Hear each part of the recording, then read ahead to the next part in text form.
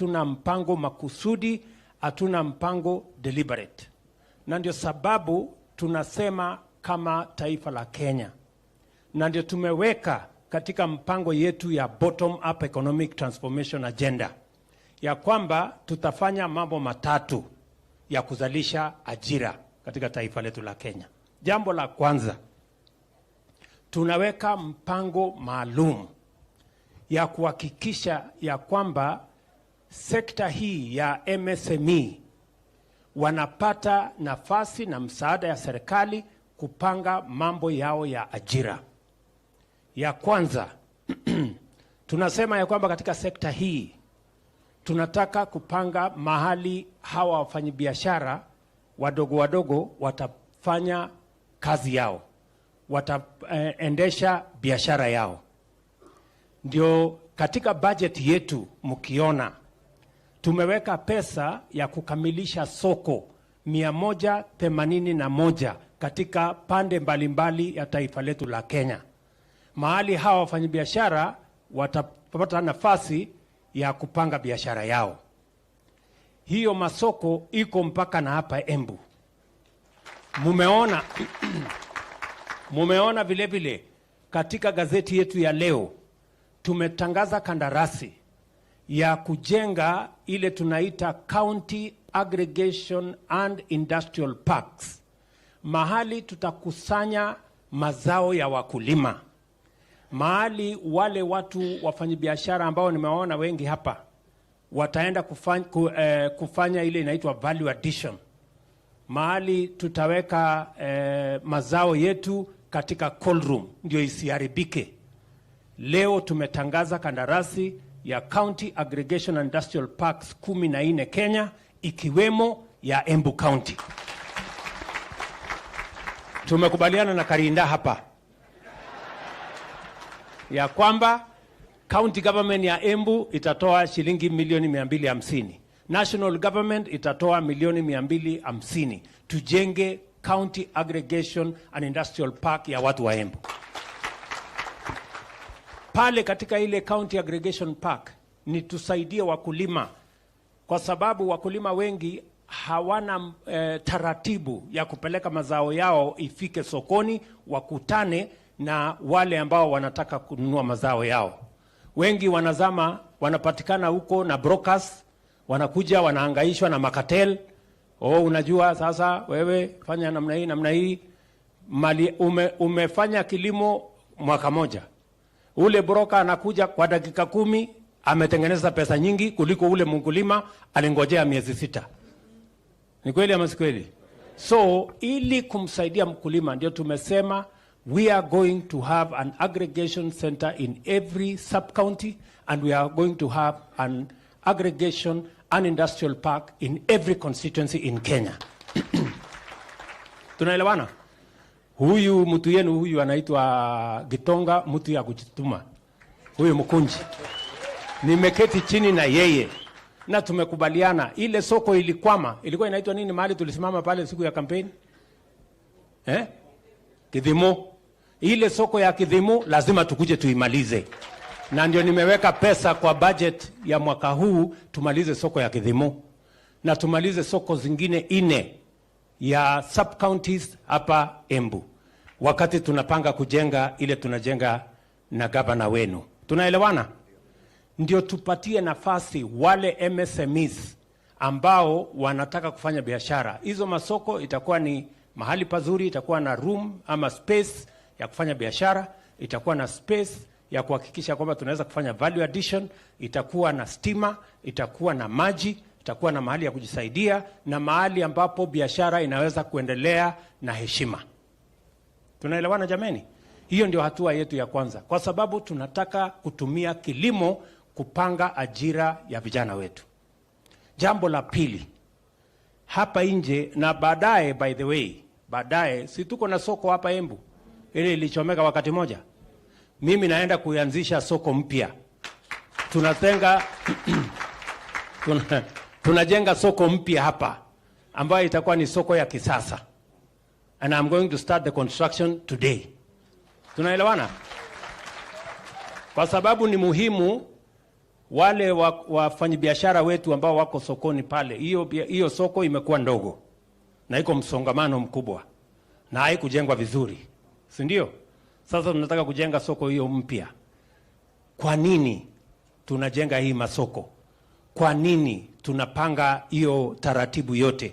Ni kwa sababu tunataka hiyo value chain ya kilimo yote itusaidie kuzalisha nafasi ya ajira, ndio vijana wetu wa Embu na vijana wa Kenya wapate mahali ya kupata kazi. That's number one. Number two, hapa nje nimeanzisha wifi. Si ndio? Hapa nje tumeanzisha wifi. Pale kwa soko iko wifi. Pale kwa stage tunaweka wifi. Ile niliwaambia bundles haitawasumbua. Nimeona jamaa mwingine ananiuliza mahali fulani, wapi ile mambo yako ya wifi? Sasa nitamjibu leo kwamba ile mambo ya wifi iko area. Tayari tumeweka about 48 hotspots in Kenya. Our commitment is to make sure we have 25,000 hotspots in every part of Kenya. Ili mwananchi aweze kuendelea na simu yake bila ya kushughulika na kwamba hana credit ama hana bundles. Pia tufanye ile inaitwa e-commerce. Tufanye biashara katika kutumia mtandao. Pia tumepanga na hawa waheshimiwa, na nimeketi chini na hawa juzi na tumeongea ya kwamba katika kila ward tutakuwa na ICT hub, kwa sababu kuna ajira nyingi, kuna nafasi ya ajira mamilioni duniani kote, na sio lazima uende Marekani, sio lazima uende Ujerumani. Unaweza kufanya kazi ukiwa Embu, ukiwa unafanya kazi ya kampuni iko Marekani ama iko Ulaya. So tunasema njia ya kupanga ajira mojawapo ni kutumia digital and technology platform. Ndio sababu mkiona tena katika budget yetu tumezungumzia sana mambo ya the digital space. Kuna mahali tumepunguza mambo ya ushuru kwa sababu tunataka kuhakikisha ya kwamba vijana wetu ambao ni wengi, na nimewaambia tuko na vijana 500,000, na tunataka hawa vijana tuwapange vile watapata ajira, vile watajisimamia. Tumesema kila mheshimiwa mjumbe apange kila ward tuwe na ICT hub. Tutasaidiana na serikali ya kitaifa, watatumia pesa yao kiasi ya CDF, ndio tuhakikisha kwamba tunapata nafasi ya ajira 300, 400 katika kila constituency, 500, pengine hata tufikishe 1000. Vijana wapate pesa waweke kwa mfuko, kwa sababu ni ahadi ya serikali ya Kenya kushughulikia ajira ya vijana wa Kenya.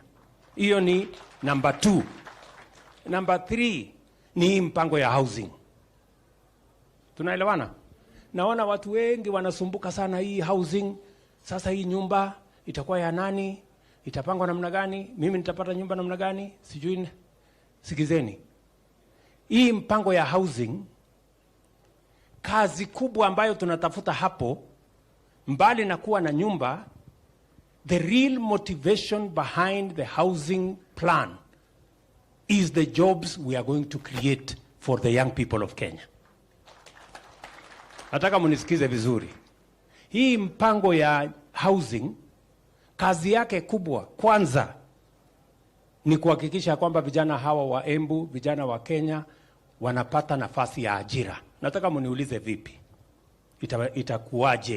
Itafanyika namna gani? Kila nyumba tunayojenga tunahitaji vijana 5 ambao watatusaidia kujenga nyumba moja. Vijana 5 tunawahitaji kujenga nyumba moja. Leo mimi naenda kuanzisha nyumba 100 ya kwanza hapa Embu. Lakini hapa Embu mpango yetu ni kujenga nyumba 5,000 hapa Embu. Hiyo nyumba 5,000 nataka tufanye hesabu na nyinyi. nyumba 5,000 tunahitaji vijana 25,000 watakaofanya hiyo kazi. Mnanisikia vijana wa Embu? Vijana mko area? Mnanisikia vizuri? Ama nyinyi ni wale wa kuchagua jembe? Si tulisema wera ni wera? Si tulisema kazi ni kazi? Sikizeni. Mpango ya housing, kazi yake ya kwanza ni kupanga ajira ya hawa vijana. Na kupanga ajira ya vijana wa Kenya, sijakutana na kiongozi hata mmoja ama mzazi hata mmoja ambaye hashughuliki na vile tutapata ajira ya vijana. Every parent, every leader is bothered about what we are going to do with the millions of young people in Kenya who do not have jobs. And creating jobs is not a game of guesswork. Creating jobs must be intentional, must be deliberate, must be practical, and must be planned. Ajira haiwezi kupatikana tu hivi, lazima ipangiwe. Tunaelewana? Huwezi kusema tu itaendelea tu alafu kazi itapatikana. Itapatikana namna gani? Si lazima kuwe na mpango. Ndio tumesema agenda yetu ya kwanza ni kupanga mambo ya housing, ndio tupange kwanza ajira ya hawa vijana. Wale watakaofanya kazi pale, kama ni architect, kama ni quantity surveyor, kama ni engineer, kama ni mason, kama ni carpenter, kama ni plumber, kama ni electrician, hizo kazi zote ni vijana wa hapa Embu watafanya katika ile mpango yetu ya housing. Jambo la kwanza. Jambo la pili, nafasi pia ya kazi itapatikana kwa sababu katika ile mjengo tumestandardize. Tuko na watu watakao tutengenezea madirisha, tuko na watu watakao tutengenezea milango, tuko na watu ambao watatutengenezea hinges, tuko na watu ambao watatutengenezea all the other products. Kuna watu wanafanya kazi huko kwa kampuni ya simiti kwa sababu tunahitaji simiti nyingi. Tuko na watu wengi wanafanya kazi huko Kware. Watu wengi wanafanya kazi huko kwa transport, watakao safirisha hiyo bidhaa yote ikuje. So hiyo kazi yote ndio itahakikisha ya kwamba uchumi wa Kenya inaanza kuenda mahali ambapo sisi wote tunataka ifikie. Nyinyi mnanielewa? So itapatikana ajira kwa mjengo, itapatikana ajira kwa factory ya kutengeneza simiti, itapatikana ajira kwa factory ya kutengeneza chuma ambayo tutatumia pale kwa nini, itapatikana ajira kwa Kware mahali tunatengenezea kokoto, itapatikana ajira kwa wale wanatuletea sand, itapatikana ajira kwa wale wanatuletea wanachonga mawe ambayo tunatumia kujenga katika ile mjengo. That is the reason why we are pushing the housing program. Watu wengi wananiuliza, mbona wewe rais unasukuma hii kitu sana? What is urgent? Ni nini ya dharura? Mimi nataka niwaulize vijana wetu wanaotembea barabarani kwa sababu hawana ajira. Is it urgent for us to look for a job for them or is it not? See, it is urgent. That is what is urgent. So wale wananiuliza hii housing mbona iko urgent sana kwako? Mimi nawaambia what is urgent to me ni millions of young people who are walking our streets and villages when they don't have jobs. That is urgent. And I want one leader. I want one parent who tells me it is not urgent for us to fix the unemployment problem in Kenya. Kunaye mmoja kweli ambaye atasema sio urgent? Sisi wote tunakubaliana ya kwamba tupange ajira ya hawa vijana. That is the reason why we are doing housing. Na jambo la tatu, why we are doing housing. Nimewaambia we are doing housing because we want to create jobs. We are doing housing because we want to move our industry. We want to enhance our manufacturing. Na ndio mumeona hata katika budget yetu hii tumesema wale wanaoleta simiti kutoka nje, wale wanaoleta chuma kutoka nje watalipa ushuru kwa sababu tunataka simiti itengenezwe hapa Kenya. Tuko na uwezo ya kutengeneza simiti. Katika hiyo mahali simiti inatengenezwa, vijana wetu wataajiriwa. Tunataka chuma, ile watu wanalete chuma kutoka nje, tunataka tuwaambie chuma, tuko na viwanda ambaye inatengeneza chuma hapa Kenya. Ile chuma inatoka nje, tutalipisha ushuru. Kwa sababu tunataka chuma itengenezwe Kenya, vijana wa Kenya wapate ajira. Ama mnataka tuendelee kulete chuma kutoka nje na simiti? Sisi tutengeneza hapa nyumbani kama kuna mpango ya kutengeneza. Pia nimesema hata ile furniture, watu wanaenda China, wanaenda wapi kununua furniture. Na vijana wetu hapa wanahangaika na randa hapa, wanahangaika na kazi hapa. Tumesema kama wewe unataka kulete furniture, hii kitanda, imagine. Mtu anaenda kununua kitanda China. Mtu anaenda kununua meza. Mtu anaenda kununua kiti ya kukalia kutoka China. Tumesema katika hii budget tunaweka 30% excise duty kama unataka kulete meza na kitanda kutoka China. Kitanda tutaenda hapa Embu tutengenezewe, kuna vijana wanafanya kazi pale. Ama mnasemaje? How are we going to grow our manufacturing if we continue to import even the things the young people of Kenya can produce? Hawa vijana tunawapeleka TVET, tunawapeleka kwenda kufanya kazi gani TVET? Wanaenda kujifunza ufundi ya nini? Kama tunaenda kulete ati kitanda na kiti kidogo huko sijui wapi. Sio ni ukumbavu? ama ni aje? So tunaelewana? So hiyo ndio sababu tunapanga mambo ya housing, because we want to create opportunities for young people to work in our country. Number one. Number two, we want to grow our own industries, and we want to grow our own local manufacturing because it is important. Tunaelewana?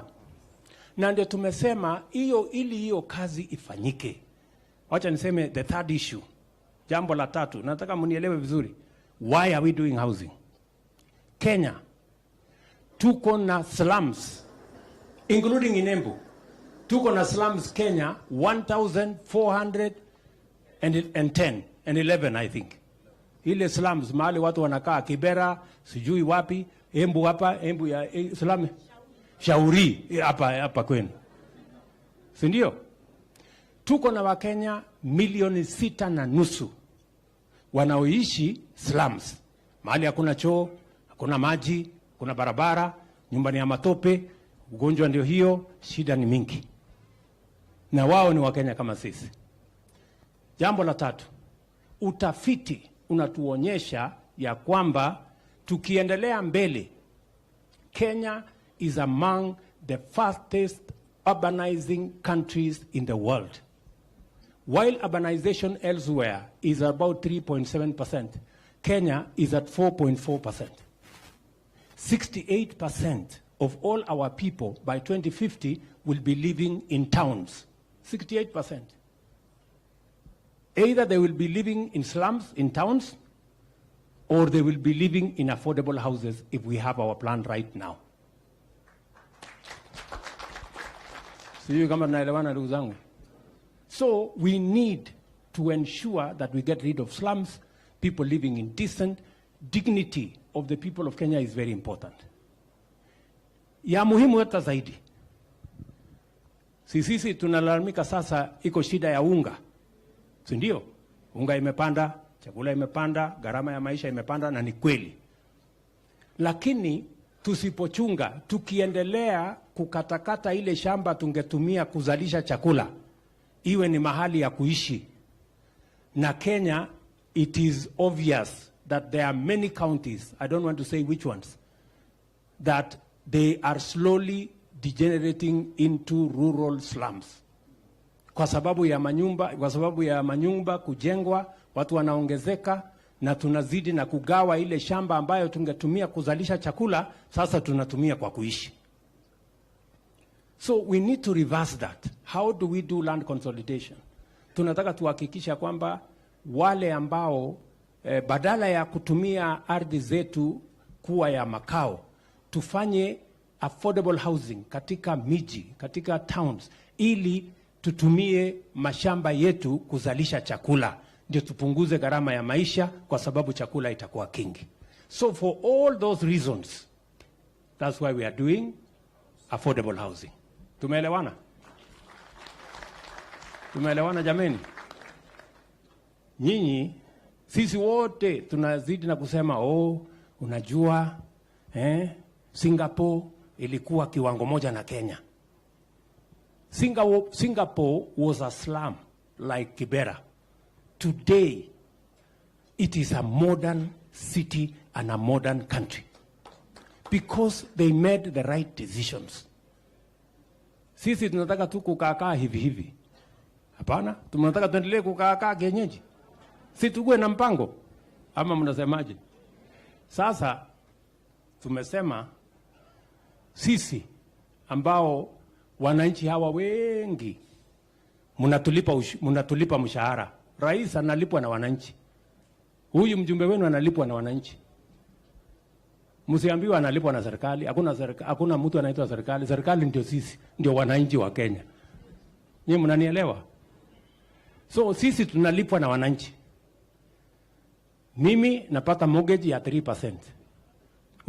Huyu mkunji anapata mortgage ya 3% kununua nyumba. Lakini ule mwananchi ametupigia kura anapata mortgage ya 20%.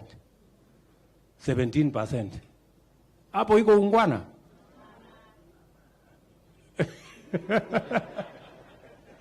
Wewe mwananchi ukienda kutafuta mortgage unaambiwa lete 15%, 17%.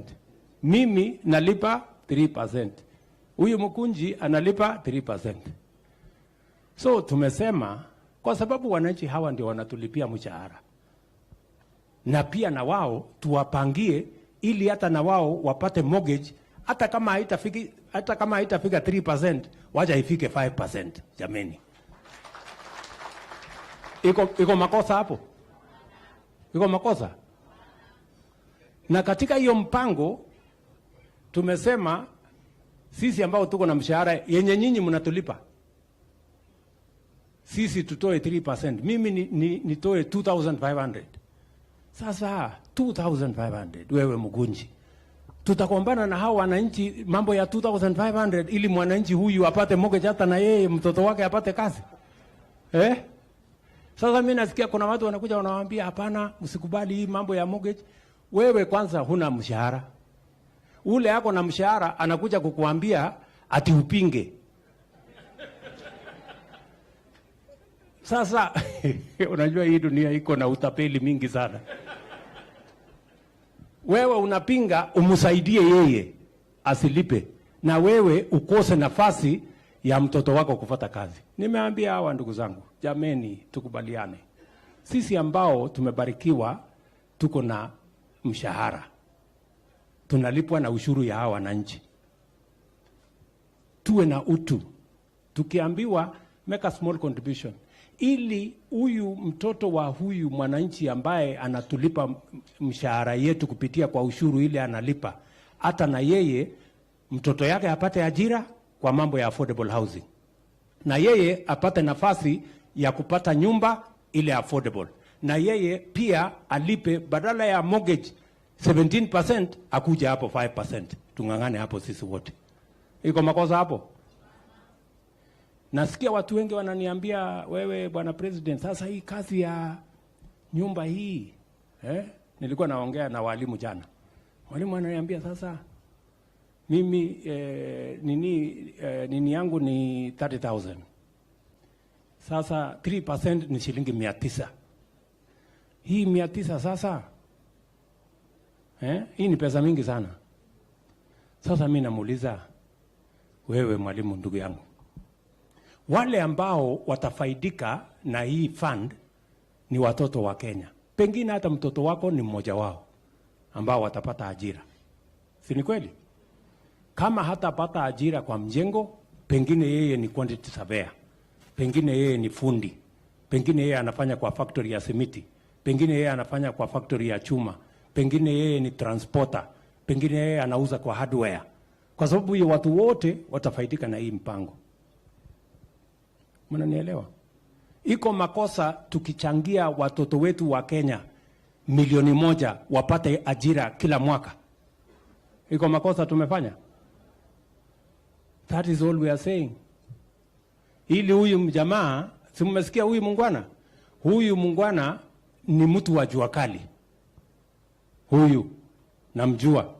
Saa hii ako na nyumba pale Park Road. Mahali wadosi wanakaa, hata yeye ako hapo. Kwa sababu ile nyumba anaishi tumepunguza gharama ya kujenga. Nyumba ambayo ingetugharimu shilingi milioni 15, sasa hiyo nyumba inatugharimu shilingi milioni 3. We have brought it down. We have removed the cost of the land, we have removed the taxes, we have reduced the cost of the construction so that we can have a country where all of us are equal. Na unajua mimi sitaki kuwa mtu muongo. Nilisema tutapanga ajira ya vijana wetu. Na hiyo ndio mpango. Tupange ajira. Na nilikuwa na hawa watu wote. Tulikuwa na wabunge hawa. Si tulisema mheshimiwa tutapanga ajira ya watoto wetu. Sasa msiniruke. Tuko pamoja katika hii safari mpaka tupange ajira ya hawa watu wa Embu. Watu wa Embu tunaelewana? Tunaelewana? Ndio nasema tuwe na hii mpango ya housing, tuwe na mpango ya value addition agro processing na hiyo ingine, tuwe na mpango ya digital jobs ili tuhakikisha kwamba tunapanga ajira ya vijana wa taifa letu la Kenya, because it is urgent for us to have a plan on how the millions of young people in Kenya have an opportunity to work for themselves, to work for their families, and to contribute their energy, their talent, and their expertise in driving the economy of our country. Sijui kama tumeelewana. Na niko tayari kujibu maswali. Yule mtu wako na maswali aniulize. Because I am ready to answer. Karinda, si usemeko kitu. Thank you, Your Excellency. Your Excellency, I want to confirm, nataka kuambia watu wangu wa Embu, tayari I have received a letter kutoka kwa Managing Director wa National Housing Corporation. Ameniambia nimpatie majina ya vijana wetu mafundi, artisans, wote ndio waweze kuenda kazi pale tunaanza manyumba. Kwa hivyo what you're saying is true, mimi nimeona na macho yangu, and I want to promise you, sisi watu wa Embu, we support the housing project. Ama namna gani? Number 2, we support the project you are bringing here in Embu, kwa sababu bila hizo hatungekuwa tumefika mahali tumefika, na sisi tuko nyuma yako 100% with the projects that you are doing. I want to appreciate that, Your Excellency. Rigiji, semeko kitu. Hata hapa inahitajika ukweli. Yes, sir. Ukweli ni kwamba, Your Excellency, hao watu ya Embu shares yao kwa serikali yetu ni kubwa sana. Na kama kuna county inatakiwa ifaidike haraka iwezekanavyo kwa uongozi wako, ni county ya Embu. Na kwa hivyo rais, tukiwa hapa kwa mambo ya ujenzi ya manyumba, we are in the right place. Hao mafundi wa Embu waende kazi, wapate kitu, wapange mambo yao. Na rais wetu, usijali hii makelele. Hawa watu wanapiga makelele, hata ukifanya nini hawezi ona. Kwa hivyo tungeuliza kama hataki kuona, wafunge macho, kazi iendelee. Na kwa sababu hawezi funga macho forever, wakifungua watakuta kazi imefanyika. Rais wetu, the truth of the matter ni ya kwamba affordable housing ni ya kumaliza mambo ya slums. We are inviting our detractors, if they find affordable housing cannot solve the issue of the slums, to give us their plan. Watuambie hii slums tutamaliza na njia gani. Your Excellency, affordable housing, as you have rightly put it, is to create employment for millions of our young people. These detractors, what is their plan for getting our young people employment? They don't just criticize without giving an alternative. Na pia rais hawa pia walikuwa na nafasi yao. Na hii employment tumekuta imeharibika, hakuna chochote walifanya. This housing program, Your Excellency, was part of our Jubilee agenda. Wakakuja wakasabaratisha. They now would like to sabotage it because ikifanyika wakati wewe uko uongozini, itaonekana ya kwamba ndio waliharibu. Kwa hivyo sisi tunauliza wananchi, rais ako na matumaini mazuri, and he means well for our people, especially the young population, for creating employment. We ask the people of Embu and our leadership to support the housing program for the benefit not only for the people of Embu but the rest of the country. Asante. Aya, nikitembea pale Munga Karemba Rukorire factory, nimeongea na muungwana wa Rukorire factory, nimemuuliza kwa sababu nimesema tunataka kutumia kilimo kuongeza pesa kwa mfuko ya mwananchi na pia kupanga ajira ya vijana wetu. Katika budget yetu ya mwaka huu, ile ushuru ambayo tulikuwa tunalipisha chai, tumesema kama serikali ya Kenya hiyo ushuru tunaondoa katika hii budget. Jambo la pili, ile packaging nimeona mnatumia hapa, hiyo packaging ni quality ya juu, kwa sababu tunataka kutumia kuhakikisha kwamba bidhaa zetu inakaa vizuri na hata tunaweza kutumia kuuza katika soko za nje. Pia kama serikali ya Kenya tumesema packaging material, ile material mnatumia katika packaging ya agricultural products, pia tumesema tunaondoa ushuru kwa packaging material, ndio wakulima wetu wapate nafasi ya kuuza mazao yao, kwa sababu packaging itakuwa bei ya chini na margin ya wakulima itaenda juu. Tumekubaliana vile vile na mambo ya maziwa hapa Embu, na ninataka nishukuru huyu mjamaa Chake, anaitwa Chake. Chake, wewe ni uko mbele sana, na nashukuru sana huyu jamaa, kweli alikuja mpaka kwangu huko akaniwekea mambo ya dairy. So sikujua ya kwamba umetengeneza hii kula. Sasa hii kula tutapangana na wewe, ndio? Hapa Embu tunalete coolers 20 mpya. Nimekutana na wakulima pale, wananiambia sasa kilimo ya maziwa wanataka kujipangia ufugaji vizuri, si namna hiyo? So sisi tutawasaidia, na tumekubaliana na processors wakiwemo KCC na wale wengine ya kwamba hata powder, milk powder ile tunaagiza kutoka nje, sasa tutatengeneza hapa nyumbani, na tutaanza kuuza milk, maziwa yetu ikiwa powder, ikiwa processed katika soko ya Afrika Mashariki na soko ya Afrika.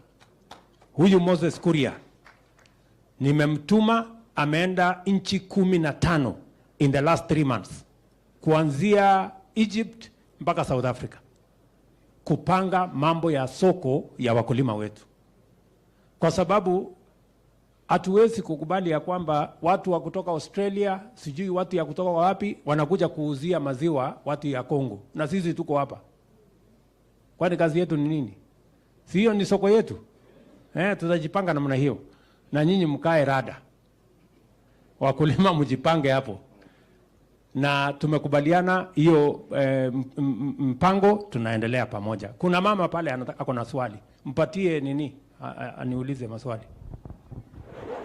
Your Excellency, sir, all protocol observed. My name is Tanya Ireri, a lady who started a business with 5 shillings. I'm here representing the youth, the hustler. My company does four services. I'm doing leather production. The governor and both Waziri Kuria has ordered a bag. Now, that bag, it requires 6 youth to do it, all individually placed. And I also do interior design. I employ 10 people to do housing. I've done gift packaging where I do 20,000 gifts. I employ 20 youths who are Form 4 leavers, dropouts. Now, we have a challenge, and I'm challenging you, Mr. President, sir. I want to say thank you, first of all, for the affordable housing. Unfortunately, when you mnaniona hapa na kakatajiri, lakini niko nafungiwa hao juzi na tena na landlord. So after buying my land to set up a cottage industry for leather, I got broke. I got like extremely broke. Most of you remember me kneeling down to Moses Kuria and asking him to bless me with the 10 million. Mi niko msoto mbaya. But I want to say thank you for President Ruto, because this is quite a deal for the hustlers. Now, my challenge to the youth, as Moses Kuria quoted, and I'll quote him, Tanya is ahead of the government in innovation, and it's true. I'm a small-scale hustler. What I want to challenge after this project, Mr. President, sir, we set up, like in Embu, there's no cottage industry. The incubation sheds as you call in Embu. In Embu and Mount Kenya region, we don't have kildi in Mount Kenya region. We're dying of drought. There are no food drying plants all over. It makes sense. Tunakufa na floods, tunakufa na famine. Na yet, tunatupa machakula mingi. So easy capis that have been set up. We need to set up drying plants. All these are creating jobs for the youths. Now, after we've done this project, what I want to propose to the government is we do affordable cottage industries. A lot of SMEs right here, they've done quite amazing jobs. They're the Steve Jobs. Steve Jobs started for garage. I started in my mom's house. I'm still in my house. That interview that you've just seen about me, that's my house. And a lot of people would like to have a central place. That kabak that Honorable Governor, Her Excellency has ordered, I went point A to do the branding, point B to do the material, point C to do the any inafanya process is finding. So huyu hustler mwenye anatry ku grow up, angependa kahol kahi. Anaenda kwa Njuguna pale, anafanywa branding. Anaenda kwa Omera pale, anafanywa cutting. Anaenda kwa Chieng pale, anafanywa stitching. Anaenda kwa Njeri pale, anauziwa lunch. Anaenda kwa, you know, all this under one place. That's why I transitioned from Nairobi into Embu to set up something like this. I bought a land. I started with half an acre. I've just acquired 1.3. I'm yet to do the valuation. Mungu anipe kazi. When you visit my stand, I've just done a very amazing gift hamper for King Charles when he visits Kenya. That's a bag for him from Kenya, a bag for Camilla from Kenya, and all that is for youths I'm trying to create jobs for. Thank you. So, and before I finish, Mr. President, allow me, and Madam, my governor, to allow me. This is my portfolio. I'm asking for employment in your government, sir. Allow me to give it to you. Okay, it's okay. We'll pick your portfolio. That's okay. But I just want that great lady. I didn't get your name though.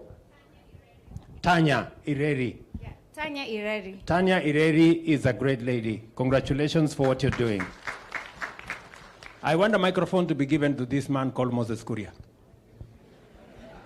Tanya has said something that is fundamental. She's struggling to buy land. She's struggling to develop it. It is all in bits and pieces. She wants a place where she doesn't have to buy the land.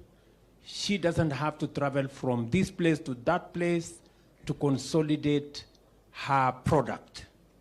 What is the plan, Moses, around the county aggregation and industrial park that will sort out Tanya's problem? Moses. Thank you, Excellency. First of all, unajua watu wa Embu, they are my in-laws. So, Mulearo, very good. Your Excellency, the whole idea behind the county aggregation and industrial park is someone like Tanya, who is today actually an orphan or a nomad, business speaking, to find a home. And by the way, once we set up the Embu County Aggregation and Industrial Park, pale kwa, kunaitwaje pale sasa? Mashanga. Mtu kama Tanya, ya kwanza atakuwa pale. Ya pili hata kununua hiyo shamba, atakuwa na nafasi yake hapo. Wale watu wote ambao wameexhibit leo, wale watu tulikuwa nao hapa mwezi ya 4, ile mpango tuko nayo na governor ni hao wote. Tukimaliza hiyo industrial park, tuwahamishe pale, tujue pahali wako, tuweze kuwatafutia soko pamoja. Na jambo lingine, na tunaongea na so many development partners, Once now we put all those SMEs, all those young men and women there, we then now try to solve the issue of capital. Because now we know where they are, and we can be able to finance them, the kind of money they are looking for, through our financial institutions, like the SACCOs, through our development finance institution, like KDC, where we are pulling all this money. Pahali Cherugui atawaachia na Hustler Fund, kama requirement ni kama hiyo 10 million, ambaye hawezi kutoshea kwa M-Pesa, sasa wanakuja kwangu, na waondoa hapo, na wapeleka mbele. Ya mwisho, Your Excellency, ni mtu kama Chake, ambao tuliwagundua hapa wakiwa na Tanya, when we came for the Embu Expo. Now, this is a problem that is happening. I took Chake, nikamwambia hiyo mashini yako, upeleke pale Kirudi. Ana akapeleka Kirudi. Na nikauliza Kirudi, ile machine about coolers, tunaleta kutoka sijui wapi huko nje, give me a report showing hii ya Chake ni nini imekosa. Kwa sababu saa hii tutanunua machine kutoka Poland, kutoka wapi, same quality ya Chake, na halafu tunamwacha Chake bila Chake. Na hapo ni shida. So Chake akaenda pale Kirudi, akapelekwa na kijana anaitwa Fred Nyaga hapa, tunamuita landlord. Kirudi wametoa report. Halafu sasa shida, Kirudi wamemwambia mashini yako iko sawa, sasa enda kwa mtu anaitwa KEBS upate certification. Nikamwambia Chake, usiende huko KEBS. Nimeamulisha Kirudi, mtu akipeleka innovation yake pale, ni jukumu yetu kama serikali kwenda kumtafutia leseni zote, hata hiyo ya KEBS. Na pia tumwache akiwa na hata copyright patent. Jameni, leo nimepigiwa simu, copyright patent ya Chake imetoka. Ukijaribu kufanya hiyo copy utajipata kwa jela, because nobody else now except Chake can make a machine like that, because his intellectual property. Intellectual property sio mambo ya Nairobi, hata hapa Embu kuna intellectual pia. Asante sana Mheshimiwa Rais. Thank you very much. Nataka nimuulize the CEO of KIE if he is here. I saw him somewhere. I wonder a fellow, that gentleman anaitwa Narekae, ako wapi? Narekae atafutwe. Nataka akuje ajibu Tanya. Meanwhile, I can take another question wakati huyo jamaa anatafutwa. Nataka nijue vile KIE inaweza kumsaidia huyo Tanya, anahitaji 10 million kuendesha biashara yake ni na mambo yake. Kuna mtu pale nyuma aulize swali. Meanwhile, ngojea Tanya, natafuta mtu ambaye atajibu maswali yako. Kuna mungwana pale.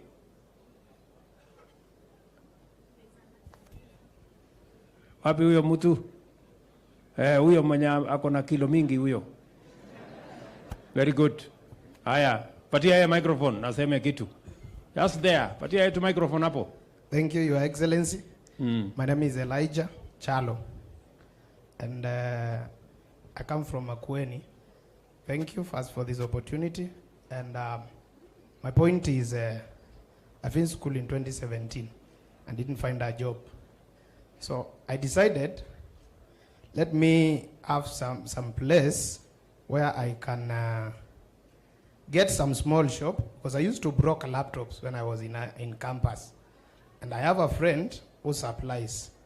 Now, when I went and found the shop, I asked my friend, what do I need, who sells, to be in this shop? And he gave me the requirements, and I said, let me register. So now, my problem is, anytime you want, there's a disease that comes into every city.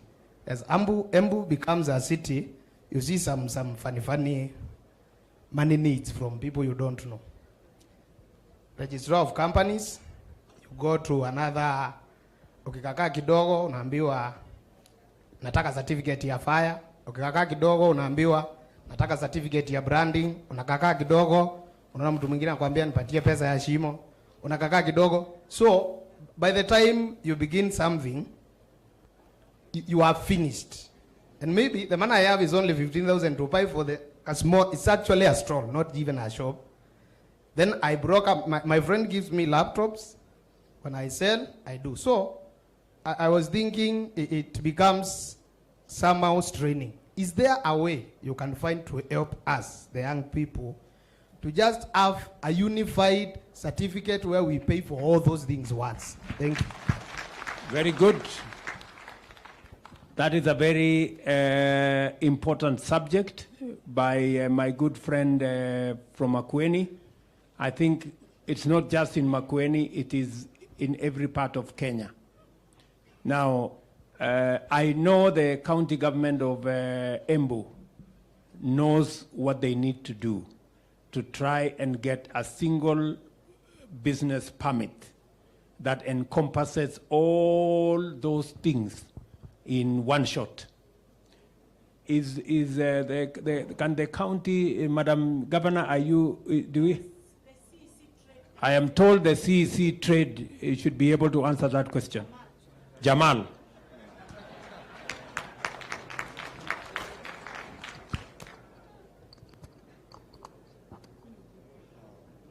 Thank you, Your Excellency, the President, Excellency, the Governor.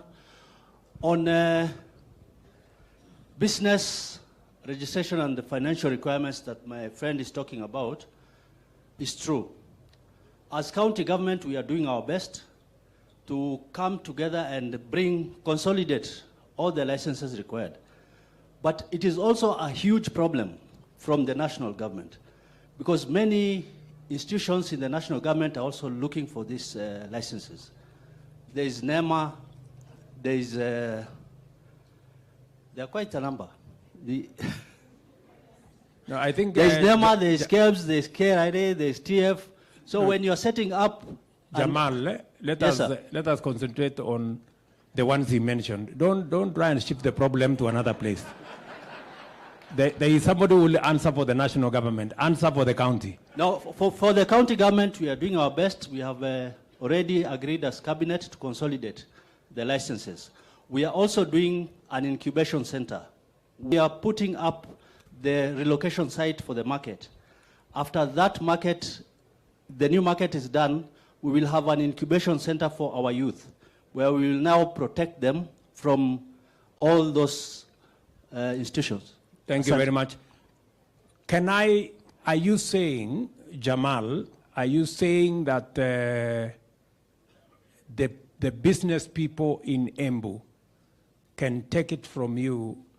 When will you have consolidated that business license into one, and that they will not be asked to come for this and that and the other?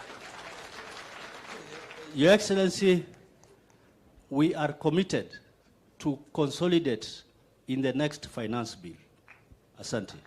Thank you very much. We will take the proposal. The next finance bill is by June.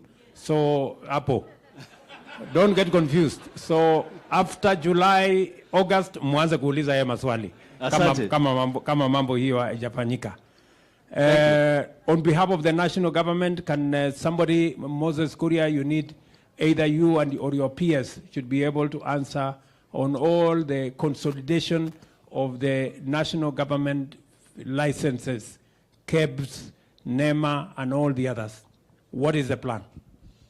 Your Excellency, not only shall we consolidate, but we will work with the governor to ensure it is the same license of the county that answers for all those other licenses. Very good. Because mwananchi hataki kujua ati hii ni national government, hii ni county government. So we'll work to have one single business permit under an MOU between Embu County and national government. So hapo kwa hiyo finance bill, hata sisi tuko hapo. Haya, asante sana. Tutakuja kuulizwa maswali na wananchi, msifikiri ni mambo ya nini. Kuna muungwana pale, wacha ako na maswali. Alafu nitauliza ingine mbili, basi tumalizie hapo. Alafu tuende kibarua. Tunataka kwenda kulaunch maneno ingine huko mbele. Haya, huyo muungwana. Thank you, Your Excellency. My name is Wilson Omondi. I've traveled all the way from Kwale County. I'm dealing with affordable housing. I'm one of the beneficiaries of MSEA. I got funded in the previous government, and I'm able to start affordable housing. So currently I'm dealing with the low-cost building blocks, and I'm building homes in Kwale County, as the way you see me. I've really struggled, and I've really developed some homes as a person, but I'm lacking the required finance and the documentation from the government to help me take my business next. My company is called Kawili Group Kenya Limited. If you happen to come to Kwale County and you ask for Kawili Estates, you'll be shown Kawili Estate is where. I'm the CEO of that company. I have a master's degree. I've really looked for a job, but I did not get the job. So I decided to start making bricks. And from the bricks now, I'm building homes. If you ask from the Ministry of Youth and the MSEA, they know my story. So, Your Excellency, I request you to consider me also to give an advice or give me a space there in that affordable housing. Because already, if you come to my stand there, I have some product that I can show you. Though you came there, but there was a hurry, so I could not get time to explain to you. Maybe in another time, I'll get time to share what I'm doing. I'm really doing a lot of job in Kwale County. Thank you, Omondi. Yes. Bwana Hinga, please get in touch with Mr. Omondi so that the plan we have on local housing, we see how he can be a supplier. You can see how Kenya is. That is Mr. Omondi from Kwale in Embu. That's quite something. I want the people from KIE. I saw Mr. Naregae somewhere. His Excellency, my name is Kombo Nyaga. I'm the one who's been brought in from KIE to speak. I'm one of the people who have been incubated by KIE. No. I want the management of KIE. I want the people. I saw Naregae. Kwani alikuja tu hapa kujionyesha? Pardon? Okay, who comes from KIE? I want to know how Tanya there is looking for credit. I know that KIE, part of your mandate is to support entrepreneurs, Kenya Industrial Estates. Industrial includes what Tanya is doing. Industrial includes what Omondi is doing. How is KIE going to support Tanya? What does Tanya need to do to get the kind of support that she is looking for? What does Omondi need to do? Because Omondi says his challenge is also finances. What do our KIE? Your Excellency, thank you very much. We are here. We should be able to assist the team. We have been able to do and assist those who are in the building sector. If you go around, we will also see the kind of end products from the building. So it's just a question of identifying where we are, we visit them, and see what they require from us, and we are able to assist them from where they are. You didn't answer my question. Tanya is a manufacturer, cottage manufacturer. Omondi is a manufacturer of blocks. They have shortage of financing. What can KIE do for them? What conditions do they need to meet to be able to get funding from KIE? Maybe the PS can help. Thank you, Your Excellency. KIE supports MSMEs in the manufacturing sector, in agriculture and all other value chains, including building and construction. KIE gives out loans up to 20 million Kenyan shillings, and that's a alongside ticket that Tanya and Omondi here can be able to benefit from it. I think we are engineering, KIE and my CS, we are working on that to ensure that Tanya and Omondi do not have to pay any sort of collateral. And then the interest rate are able to be supported at a single digit, the way you have always advised. So what you're going to do is see how we can reach out to them and to make sure that they become part of our flagship project as part of our engineering strategy. Thank you. Okay, Madam PS, but you need to up the game of KIE. They don't seem to know what they are supposed to be doing. We are engineering. The fellow who was speaking there didn't exactly know what is going on. So, asante sana. Tuko na mama hapa. Huyu mama ako na macho ine. Asante sana mtukufu rais, mtukufu gavana au protocols observed. Kwa majina ni Frida Karani, hapa Embu wananiita Firirida. Naomba nizungumze kupitia kuwa mwenyekiti wa bodi ya wadhamini ya wanarika hapa Embu. Na ile jambo tunafanya sana na wanarika ni kuwa na midahalo ya jamii almaarufu community dialogues. Tulipokuwa na community dialogues, moja waliuliza kuhusu affordable housing. Yule ambaye si plumber na hawezi fanya kazi katika ile nyumba directly, je, wanaweza husishwa katika upandaji wa miti ile create the green environment around the houses? Pia wakauliza the issue ya waste management. Nyumba zinapojengwa kuna a lot of broken tiles, a lot of choppings za miti, za mawe, na wengine wao wana talanta hata za interior design.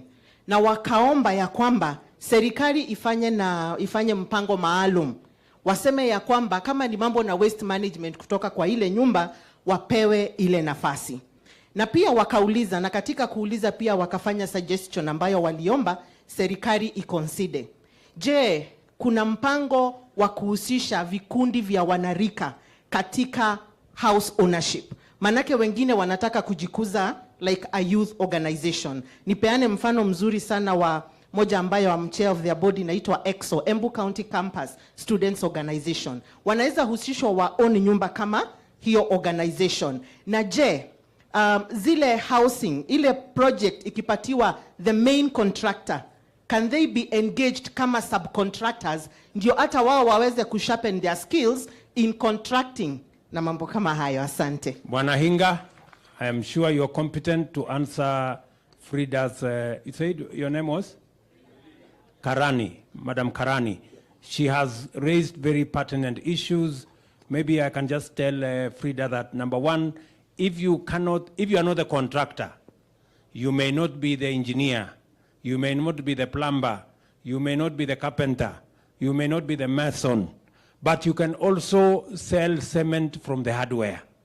Unaweza kuuza msumari, unaweza kuuza wheelbarrow kutoka hapo ya hiyo mjengo. Pia unaweza kufanya hiyo umesema, unaweza kufanya interior design, unaweza kuwa subcontractor, lakini wacha huyu Hinga ajibu. Thank you very much, Your Excellency. This is a very pertinent issue which is at the heart of the affordable housing program. We have a group of young people who are doing exactly what you're saying. In Nairobi, they are called Jijenge. These are actually slum dwellers, and their job wanaokota takataka, the waste, especially plastic, and they've actually converted it into paving blocks. Na tumewapatia kandarasi. Tunawaita kandarasi mtaani. Kwa hivyo hata hapa Embu, wewe anzisha kandarasi mtaani, tutakupatia hiyo kazi. So that is the first thing that we want to do. The second thing, you see this gentleman here ambaye ni driver wa matatu, anaitwa Kigathi. Kigathi is another good example of what you are asking for. Kigathi wako na watu about 90,000 members. Watu madereva, makanga, watu ya kuosha gari. They have come together and they have formed an organization called Matatu Stage Workers Association. They are saving 300 shillings a day. That's what they want to save. That is almost 800 million a month. What they have is what is called strength in numbers. They have consolidated. 300 shillings a day is a small amount. But when you look at the aggregation, these people have a very strong voice. And what they have done, they have become what is called bulk buyers. So kama sasa the next development pale Rongai, ambao si Rongai, pale Roiro, wamekuja kwetu sisi, wakasema, as Matatu Stage Workers, we want to be guaranteed X number of units. Now, because it is not rhetoric, they have, wanasema, I have shown you the money, I have the money. Hata kama sio 800,000 utapata, 90,000 utapata, they can be able to get because they have got there. They can command because they have aggregated. And that is not a new phenomenon in Kenya. So please, establish those groups. Remember, you are more than the people who have a payslip. You are almost 18 million. Jiwekeni kwenye vikundi, mwanze kuchanga polepole, and like Kigathi who used to alikuwa anaishi kule Zimmerman. Saizi he's a homeowner, kona nyumba ya 3-bedroom pale. Even you will get a house. Thank you very much. And maybe to mention is that you don't have to have a pay slip to benefit from low-cost housing. You don't have to work. You just have to contribute. Hata kama wewe ni mtu ya kuendesha hustle yako, anza kucontribute, na we are launching the Boma Yangu program in the next week or two. Tuhakikisha kwamba hata yule mtu ambaye hana ajira, lakini unaweza kusave kwa hustle yako kila siku 200, 300, 200, 300, mwisho wewe utapata kuown nyumba. You don't have to have a payslip. And we are going to explain to you how that is going to be a reality. Najua tuko na maswali mingi, si ndio? Lakini kwa leo, na niliona ni vizuri, wewe Mugunji unataka kusema kitu? Haya, wacha huyu Mugunji mchumbe wetu aseme kitu.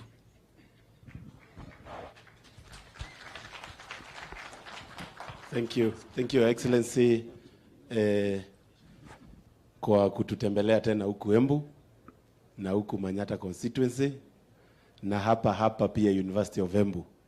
Ulikuja hapa tena kwa maombi, na hiyo siku tuliomba maombi ikaingia deep ndani in heaven. Kwa sababu Your Excellency akiomba Madaraka Day, aliomba hatukujua inakuja na hii maneno yote. Asante sana kwa kutembea. Your Excellency, mimi nataka kushukuru kwa sababu naona umesaidia hawa wananchi wangu. Unajua si hiyo bili inakuja kule National Assembly. Yes. Na mimi nimeona umeuliza wananchi wetu hapa, tuna support affordable housing? Hebu nione kama tuna support affordable housing. Sasa mimi naona nimepewa ruhusa ya kwenda kupiga kura bunge. Na kazi yangu itakuwa rahisi.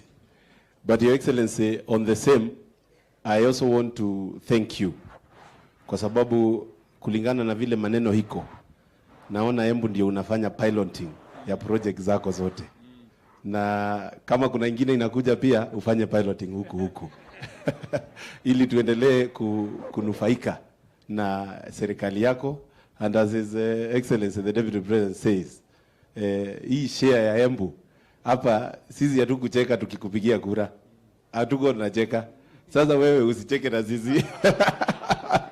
Kwa sababu maendeleo tunataka mingi kulingana na vile kura tulipiga nyingi. Na His Excellency is always very clear that sisi tulishinda Uasin Gishu na percentage ya kura ile tuliweka hapa. Ni ukweli?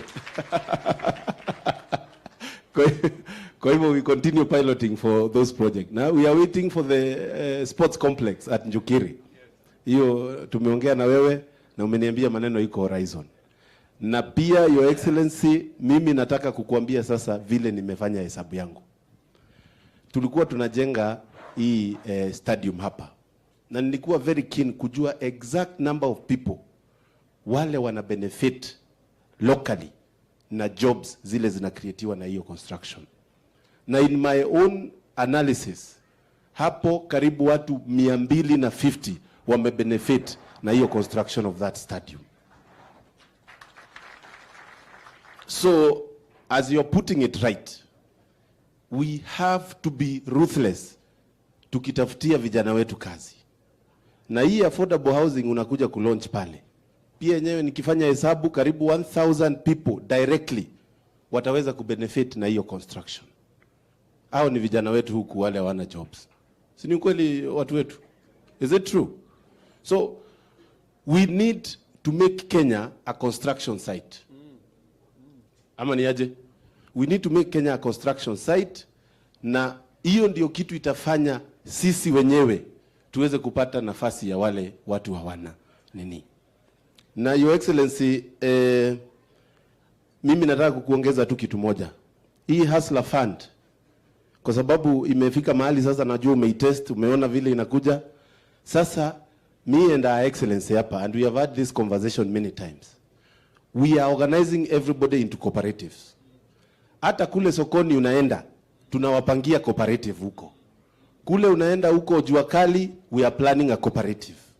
Hawa wakulima hawa, Your Excellency, mimi nimekaa chini hapa Manyata na nimepanga karibu 3000 farmers wa macadamia, wa avocado na wa kitu inaitwa bananas. Na wote tunataka kuwaunda pia pamoja na Excellency Cooperative. Tunahitaji nafasi ya kuhakikisha hawa watu hawatatengeneza cooperative waanze kupigana huko. Tunataka pesa. Kwa hivyo laini yako ya maneno, na ndio maana tunasema kwa sababu ushuru nayo lazima ilipwe. Hatuwezi kutuma kazi tukose kukupea tools za kazi. Tukikupea hiyo pesa irudi huku kwa cooperatives tuweze kuhakikisha hawa watu wameweza kufanya kazi zao. Ya mwisho, Your Excellency,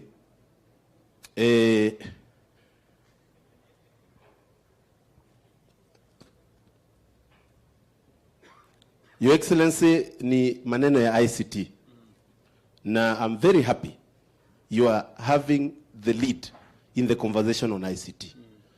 And with your partnership with Google and Facebook. Hapa vijana wengi sana, na this project is not new. Ilianza kitambo sana. Kuna watu wamenunua kompyuta 5, twingine 10 mahali. Na nimeangalia huku Manyata. So I want to promise you, hata hiyo piloting ya hiyo ICT inaanza hapa. Mimi within the next 1 week nitakuwa nimepeana list yangu ya ward levels za ICT hubs. Ili vijana waweze kuingia huko na waweze kufanya kazi. Na hiyo nasema hivyo, bado jitume program ya pale Manyata Technical TVET. Ishafika, leo nimeconfirm computer 100 zimefika hapo. Ni vile hauna uko na mbio ungeweza kwenda pale ukilaunch. Lakini tutapanga vile utakuja tena. Ya mwisho, Your Excellency, ni kuhakikisha ya kwamba hawa watu, na ni vizuri tuongee ukweli. Mimi naona watu wa Embu sisi tumebarikiwa. Mnaona aje watu wa Embu? Mumebarikiwa. Na mimi singetaka kusikia watu wa Embu wakiambiwa wana shukrani. Si ni kweli? Sasa mimi nawaomba vile serikali inatuhudumia, sisi tukue hiyo information mmepata hapa, ni nyinyi mtaenda kusambaza huko mkionyesha vile maneno inaendelea katika serikali. Otherwise, Your Excellency, asante sana. Haya. Niko na marafiki wengi sana wabunge hapa, utaweza kuwatambua. Wasitoke tu waende zao. Asante sana. Thank you. Tafadhali tunaweza keti chini, wadosi wako hapa mbele. Okay. So huyu muungwana Mkunji amesema kuhusu mambo ya cooperative. Na kwa sababu tulikubaliana ya kwamba mambo ni bottom kwenda up. Ama tulikubaliana aje? Wale mahasla wako pale chini ndio nilipanga for the first time tuko na wizara ambaye inashughulika. Nasikia kuna mtu ameangusha kamia hapa. Sasa sijui ni ya nani?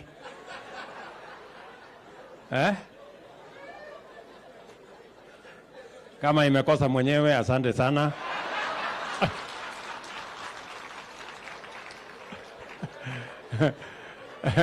Nitanunua mahindi choma barabarani kielekea. So, Bwana Mkunji, tulikubaliana ya kwamba kwa sababu mambo ni bottom up, ndio tukawa na wizara ya MSME na cooperative, a whole ministry dedicated to mambo ya wafanyabiashara wadogo wadogo na pia kwa mambo ya cooperative. Nimekusikia vizuri, umesema hizi cooperative wanahitaji pesa. Na ni kweli. Lakini kabla ya pesa wanahitaji training. Mtu asipatiwe pesa akakuja akazama nayo. Lazima kwanza tufanye capacity building ya cooperators pamoja na management pamoja na members, ndio waelewe umuhimu ya kuja pamoja na waelewe vile ya kuendesha mambo yao mbele. And that is the responsibility of the ministry. Waziri yuko hapa, PS wake yuko hapa, na wale PS wawili, na wote kazi yao, they know their responsibility. Si ndio waziri? na Madam PS na PS mwenzako. So hiyo kazi tutashirikiana na nyinyi. Kwa hivyo watu wa Embu, nimefurahi sana kufika hapa na washukuru sana. Mjue tunawapenda sana. Hapa tuko na waheshimiwa wabunge. Wacha niwasimamishe wabunge wetu. Tuko hapa na Mporo Aburi kutoka hapa Meru, mpigeni makofi. Tuko na huyu anaitwa Nyakundi kutoka Kisii, mpigeni makofi. Tuko hapo na Morioki kutoka hapa Mbere South, mpigeni makofi. Tuko na Ruto ni kutoka Mbere North, mpigeni makofi. Hako na barua yake, atasema eko mahali kidogo hapo. Haya, tuko na huyu mungwana kutoka Imenti Igembe North, anaitwa Julius Mwalimu. Tuko na Karemba bwana Mushangi kutoka hapa Runyenjes. Tuko na mama yetu Double N, mpigeni makofi, mama county wa hapa Embu. Tuko na Mundiki senator wetu wa Embu. Asante sana senator. Tuko na huyo mungwana anaitwa Ngeno kutoka Narok, yeye ndio chairman wa kamati ya bunge ya mambo ya housing. Tuko na secretary general wa chama ya UDA anaitwa Cleophas Malala, pigeni makofi. Tuko na mawaziri wetu. Tuko na waziri Moses Kuria, pigeni makofi, amezungumza. Tuko na waziri wetu wa ICT anaitwa Eliud Owalo, huyo ndiye atazungushana na mambo ya ICT hub na hotspot na hiyo ingine. Tuko na ndugu yetu wa kutoka hapa nyumbani anaitwa Anthony Njeru. Tuliambiwa anaitwa Anthony Njeru. Huyo Justin Muturi ambaye ni Attorney General wetu, si ndio? Haya, tuko na Zakaria Njeru. Wacha sasa ile Njeru yenu, huyu ndio Njeru mwenyewe. Zakaria Njeru ndio waziri wetu wa mambo ya mashamba. Tuko na waziri Chelugui, ni waziri wetu wa mambo ya Cooperative na hiyo ya MSMEs. Tuko na mama wetu Mworia ambaye ni permanent secretary wetu wa mambo ya TVET. Tuko na PS wetu wa housing bwana Charles Hinga. Tuko na PS wetu wa mambo ya MSMEs anaitwa mama Mangeni Susan. Tuko na ndugu yetu PS wa mambo ya cooperatives Patrick Kilemi, mpigeni makofi. Tuko na hule mungwana anaitwa Juma Mukwana, ndio PS wetu wa mambo ya industry, ndio huyo hapo. Tuko na speaker wetu Tiririka, huyu mtu wa hapa Tiririkwa, mpigeni makofi. Tuko na deputy governor wetu, mpigeni makofi, huyo mungwana bwana Mugo. Tuko na MCS, waheshimiwa wabunge wa county ya hapa. Asanteni sana waheshimiwa, tuwapigie makofi. Majina yao kidogo inanichanganya. Tuko na Kobole hapo, tuko na nani hapo, watu haya. Asanteni sana. Na sasa tuko na wananchi wa hapa Embu. Asanteni sana kwa kutukaribisha jameni. Mjue tunawapenda sana. Mwadhani ya muradi. Tuko na Miss Tourism ya dunia mzima. Huyo mrembo, pigeni makofi. Basi asanteni sana. Mungu awabariki sana na tunawapenda. Thank you very much. Haya basi naomba sote tu